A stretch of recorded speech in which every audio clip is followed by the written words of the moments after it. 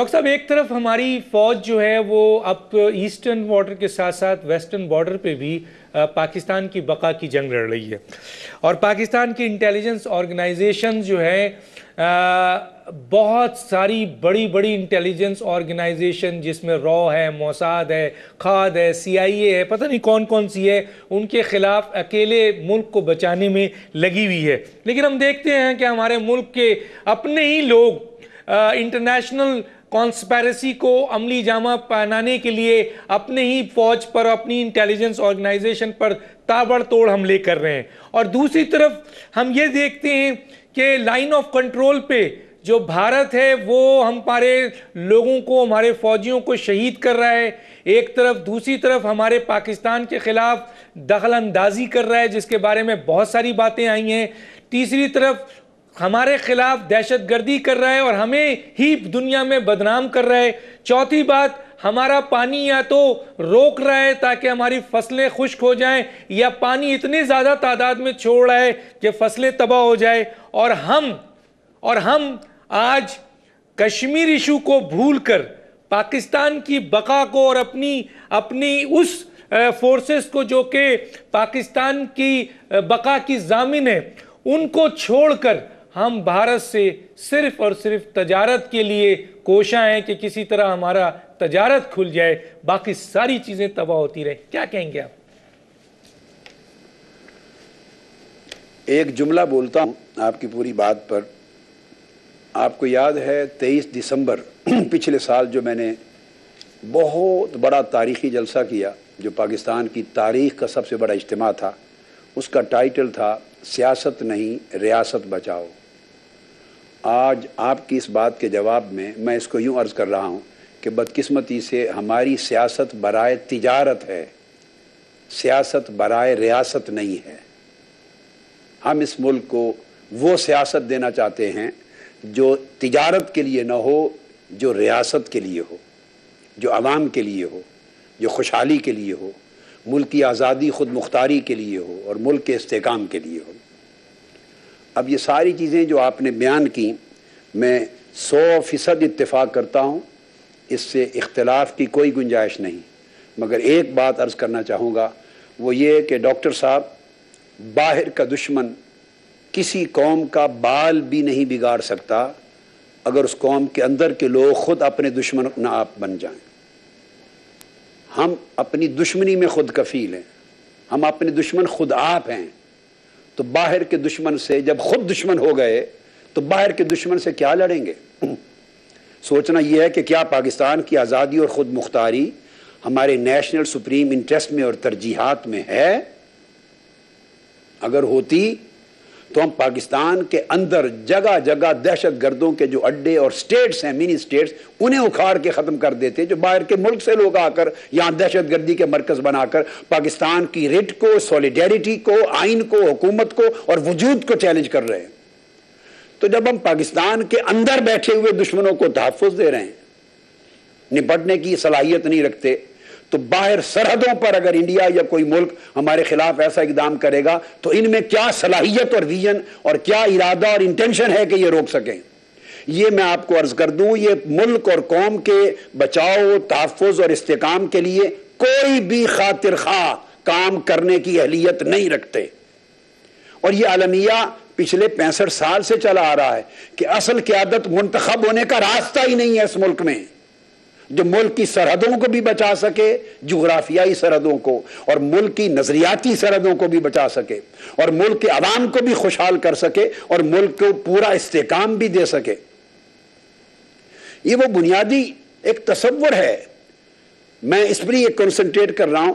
ایسے بے شمار مسائل آپ کو ڈاکٹر دانے صاحب ہر ہفتے نظر آئیں گے، جتنے سال بھی آپ انتظار کریں، جب تک یہی نظام اقتدار اور نظام سیاست رہا، اور یہ ایشوز اٹھیں گے، ٹی وی اینکرز شور مچائیں گے، ڈسکشنز ہوں گی، ڈیبیٹس ہوں گی، ٹاکس ہوں گی، اخبارات میں شاہ سرخیاں لگیں گی۔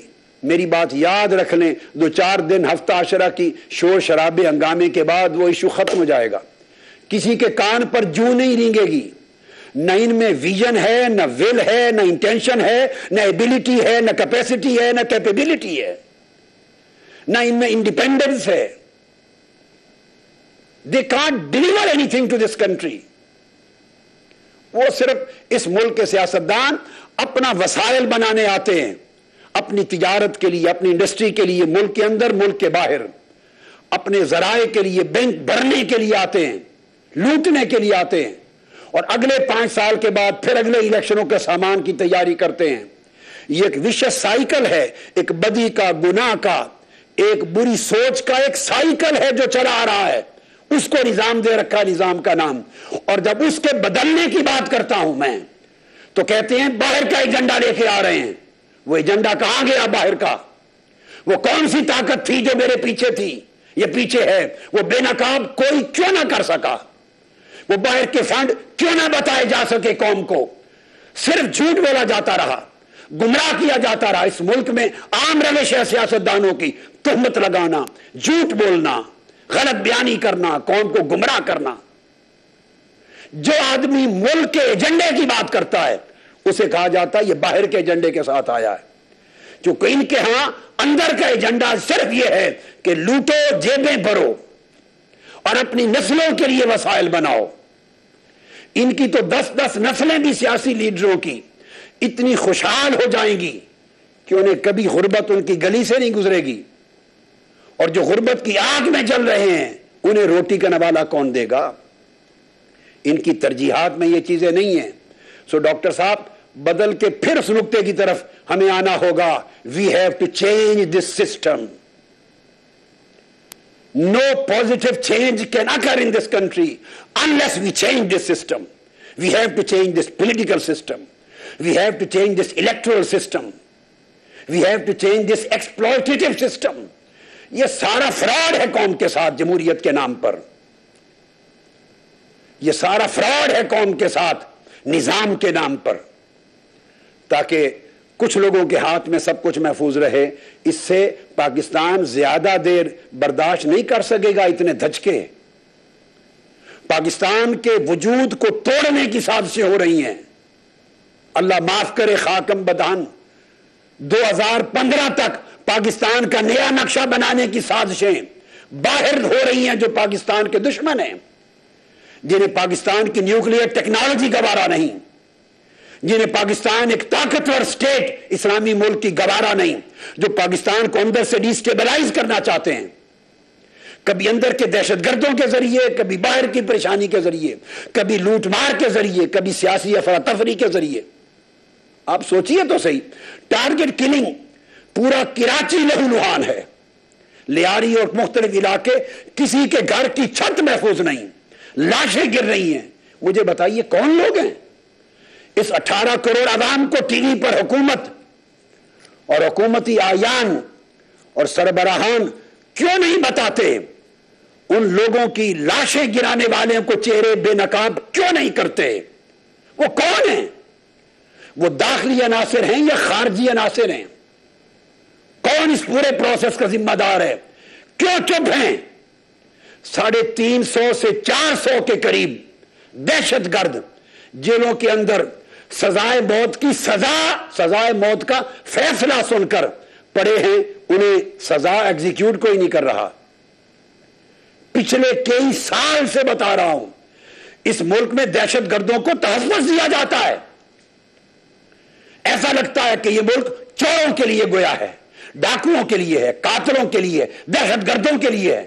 یہ ملک غریبوں کے لیے نہیں، یہ مسکینوں محتاجوں کے لیے نہیں، یہ طاقتوروں کا ملک ہے، کمزوروں کے لیے نہیں، نوجوان تعلیم یافتہ لوگوں کے لیے ملک نہیں ہے.